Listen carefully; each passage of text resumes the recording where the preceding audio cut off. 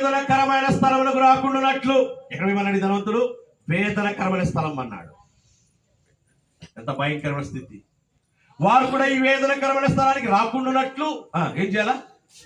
వారి యుద్ధకు ఎవరు పోవాలంట? లాజరును పంపు. రెండవ ప్రార్థన. ఆశ గొప్పదే, ఉద్దేశం గొప్పదే, ప్లాన్ చాలా బాగుంది చూడడానికి. ఎట్లా నేను వెళ్ళలేను, నాకు రాదు, నిల్చుతో మీరు ఎవరు? రెండవది నేను వెళ్ళి చెప్పడానికి ఇష్టం. ఒకవేళ ధనవంతుడే వచ్చి చెప్పాడు అనుకోండి, అనుకుందాం ధనవంతుడే వచ్చి పాతాల నుంచి వచ్చి వాళ్ళు రాత్రిపూట ఎప్పుడు వస్తారు? వాళ్ళు 5 మంది సోదరులు రాత్రి లేట్ ఇన్ ద నైట్ వస్తారు ఇంటికి అనుకోండి. వాళ్ళు రాత్రి 12-1 గంటలకు వాళ్ళందరూ గ్యాదర్ అవుతారు 5 మంది. వారి మధ్య వచ్చి ఒకవేళ ఆ ధనవంతుడు వారి దగ్గర వచ్చి నిలబడ్డాడు అనుకోండి, ఏమవుతుందండి? ఏమవుతారు? హార్ట్ అటాక్ వస్తుంది.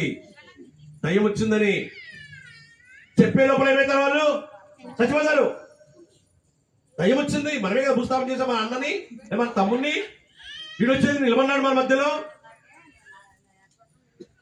కాబట్టి బాబు, అక్కడ మోసే ప్రవక్తలు ఉన్నారు, సువార్త చెప్తా ఉన్నారు.